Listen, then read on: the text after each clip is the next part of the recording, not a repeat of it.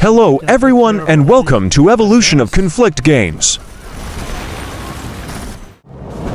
Conflict Desert Storm is a 2000 to first-person, third-person shooter, in which the player controls a squad of 4 soldiers from either the British SAS or American Delta Force during the First Gulf War. It has ideas borrowed from the book Bravo to Zero and other real missions from the war. Missions are performed behind enemy lines and have specific objectives. Team members can be sent orders or controlled individually. Conflict Desert Storm 2, Back to Baghdad, was released in 2003.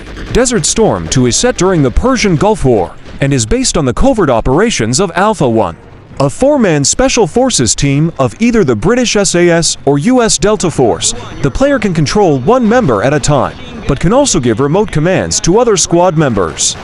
It is possible for 2 players to play simultaneously, each controlling 2 soldiers. Conflict Vietnam was released in 2004. Conflict Vietnam has players taking control of Frank Ragmanweir, Bruce Jr. Lesh, Will Haas Schaefer and Harold Cherry aka Doc Collar. A squad of 4 101st Airborne Division soldiers on the eve of the Tet Offensive in 1968. Multiplayer for PlayStation 2 allows players to each control 2 of the squads from men and take on Viet Cong members and North Vietnamese Army forces.